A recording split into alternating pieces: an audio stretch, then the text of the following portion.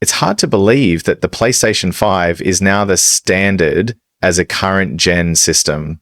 For a while, games were still released on the PS4, but with more exclusives only coming to PS5 like Spider-Man 2 and Final Fantasy VII Rebirth, it's finally time to move on. There's already a good selection of games for the console that cover several genres. However, when it comes to tough games that require equal parts patience, talent, and tenacity, PlayStation has some of the most tried and true entries in recent gaming history. The indie martial arts hit Sifu has been regularly praised since its initial launch in February 2022. While the game does showcase martial arts influence derived from recent movies like The Raid, Old Boy, The Matrix, and the recent reboot of Mortal Kombat, it is challenging to master. Specifically from the second level and on, Sifu requires you to understand how to fight, instead of just button mashing, commonplace for many beat-em-up games. Fortunately, you can utilize the environmental surroundings to your advantage. Alternatively, although the combat is uncompromising, the game only has 5 levels, assuming you micromanage your energy, stamina, and health meters and stay alive. The From Software title that started it all, Demon's Souls, saw something of a resurgence as one of the PS5's original launch titles. The hit remake saw Bluepoint Games acquired by PlayStation. However, maybe the years have made From Software more understanding, and thus this is where the developer has taken pity on newer beginners. As in, games like Elden Ring and Bloodborne, you can leave tips and hints to help others avoid certain death, especially when it comes to more tricky parts. But more than that, if you find yourself vastly under-leveled and under-equipped, you will quickly find that taking the time to level up your skills and arsenal will pay you back tenfold, making the end game much more manageable.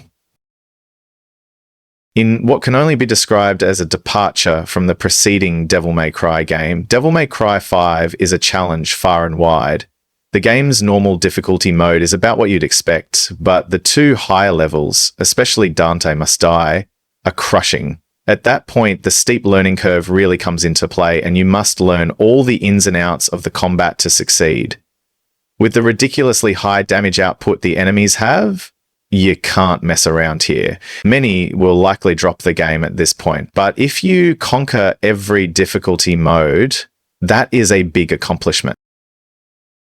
For years, fans have been clamoring for a more challenging sci-fi survival game, in the vein of space horror titles like Dead Space or Alien Isolation. Needless to say, there are games in that genre to pick from, but not too many, especially near the beginning of the PlayStation 5's launch. So, Returnal was a game that caught the eye of many fans. You play as Celine, a space pilot who, while on a solo mission, crash lands on the planet Atropos and has to fare with its very inhospitable forces. It is equal parts survival sci-fi horror and third-person roguelike, so suffice it to say, it is a challenge. However, the lack of a traditional save mechanic meant that Returnal was among one of the least finished titles of 2021.eu. There was a time when the niche Soulsborne series was deemed an acquired taste. But now, with Elden Ring's huge success on PlayStation, the games have experienced a resurgence. Although Elden Ring is not impossible by most gaming standards, it is punishing for several reasons. First, it's near impossible to pause the game. There are naturally save points, albeit very spread out, which means if you quit before getting to the next save, you have to start that section over. Secondly, there is no hand-holding in Elden Ring, and the combat system takes time to open up. There are so many styles and skills to get to grips with that you will spend hours finding a style that suits you. Sure, Elden Ring's easier than other From Software titles, but if you start with it, that won't matter much. Next to Souls, the Nioh series from Team Ninja is arguably the most successful Souls-like. It combines elements from Ninja Gaiden and Dark Souls to create a brutally challenging title with a grind as satisfying to play. The combat system is faster and requires a lot of skill and timing from you to master its combat. The fluid action and speed make it one of the best sword fighting games on the PS4 and PS5 connections, and there's a real sci-fi vibe to the... However, even though the protagonist, William, is fast, so are his enemies. Even the lowest can catch you off guard and kill you with a single blow. Shrines that act like Dark Souls bonfires are few and far between, so the unforgiving nature of Nioh can put you back significantly if a boss battle has the better of you. The developer Spiders has become known for making good games that take inspiration from other sources. The well-received RPG Greedfall plays and feels like a Dragon Age game, and now the studio has created a Souls-like in Steel Rising. Like Greedfall, Steel Rising has enough there to make it a good game in its own right. Unlike most Soul-style games, Steel Rising caters to beginners with its assist mode features. While this makes it more accessible for a beginner new to the genre, it would be a mistake to underestimate the challenge that awaits. Timing your attacks takes practice and is vital to success. Your enemies are super aggressive, so playing defensively with dodges is pacier than Dark Souls. Always staying on the move and being aware of attack patterns will take several tries. Souls-like games are known and praised for their difficulty, but it can be tricky knowing where to start with the challenging subgenre. A solid suggestion would be Mortal Shell. Its gameplay, atmosphere, and level design are straight out of the Dark Souls playbook, but it has enough mechanics to stand up to the best in the subgenre. Mortal Shell's defensive mechanics is where Souls veterans will struggle. Instead of a shield, your character uses a hardening mechanic. It effectively turns your character into stone to deflect attacks. Getting the timing down can take some getting used to, but rewarding when it all starts to click. This Souls clone provides a worthy challenge for fans, and if you own a PS5, you'll benefit from haptic feedback, enhanced visuals, and a smooth theme rate.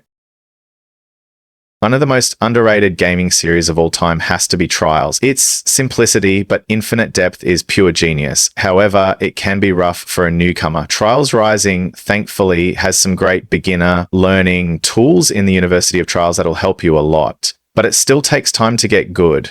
Even for veterans, Rising can be difficult to get used to because the bikes handled differently from Trials Fusion. It's a tough game on its own, but if you want to beat everything, including the ninja tracks, Rising's probably the hardest title on the system.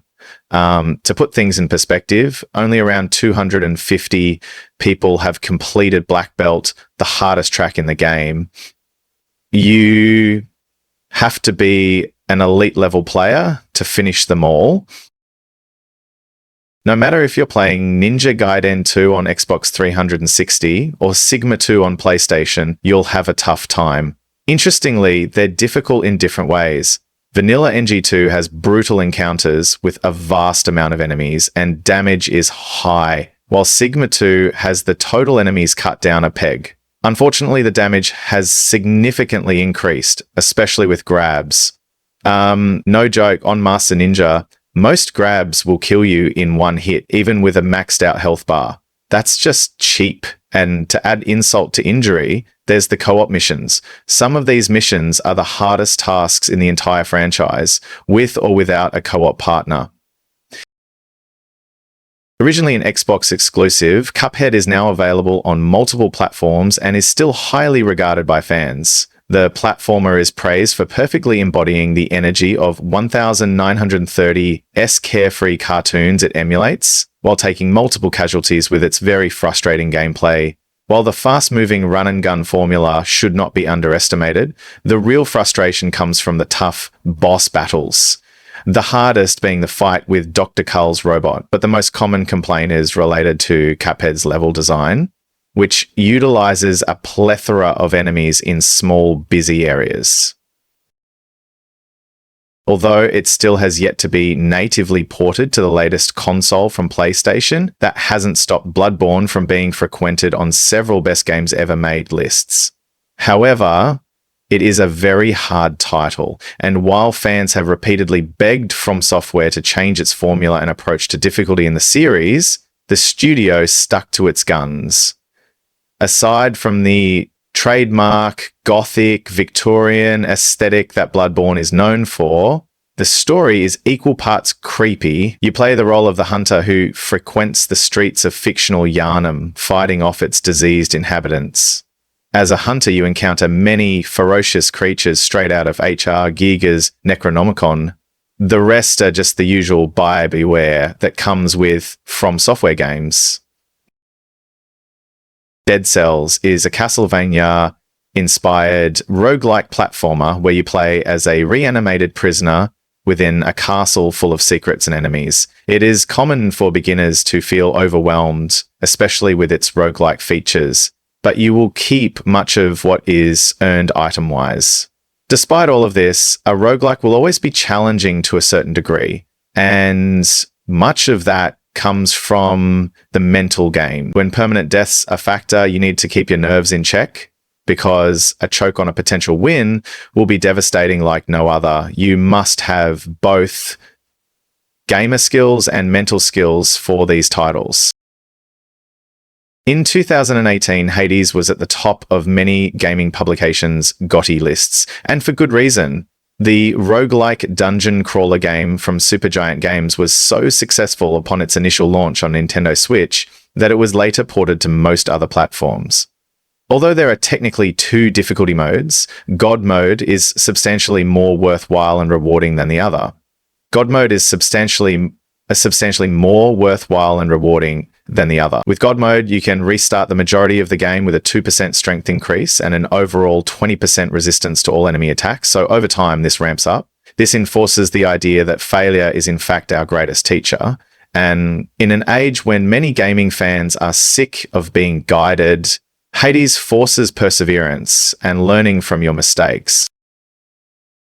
When considering difficult games, Nioh 2 takes the cake. The advanced and aggressive enemy AI leaves little room for error, yet what it lacks in ease of access, it makes up for in beauty and execution. Mastering the combat can be just as fulfilling as progressing in the 40-hour-plus campaign.